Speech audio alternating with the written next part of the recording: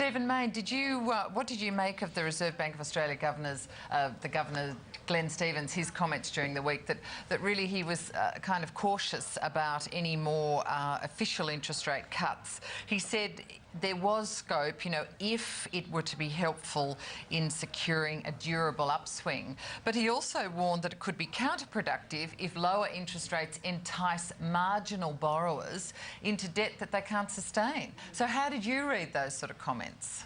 Well, I think we have seen a bit of a bubble in the mid-level of the housing market. A lot of people have been borrowing a lot of money courtesy of the First Homeowners Grant and cheap interest rates. And with $1 trillion of household debt, I think the Governor of the Reserve Bank is absolutely right to be concerned about further rate cuts, further inducing people to just keep on borrowing like there's no tomorrow. I mean, household debt and our foreign debt as a nation are two of our great weaknesses. But on the other hand, because the currency has gone rocketing up to 80 cents, we now have the capacity, if we need to cut interest rates to 0 or 1%, because there's no risk now of a currency crisis for Australia. So we still have some of the highest official interest rates in the first world.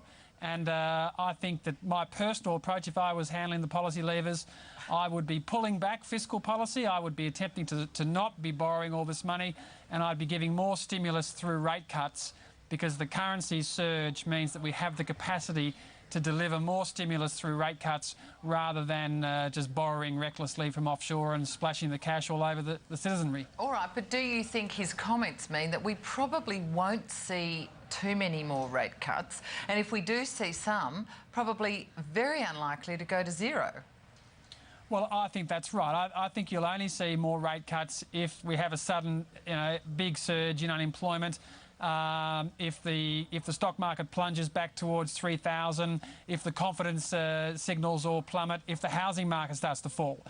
All those things is what would trigger more interest rate rises. But we're seeing housing picking up, the stock market's booming, the commodity prices are booming. So all of a sudden people are talking about inflation again and what was this credit crunch?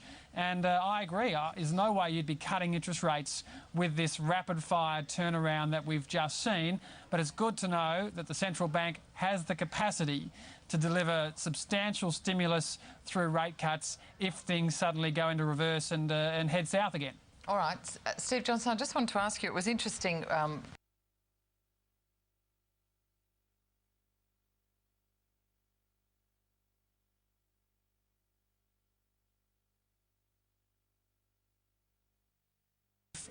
the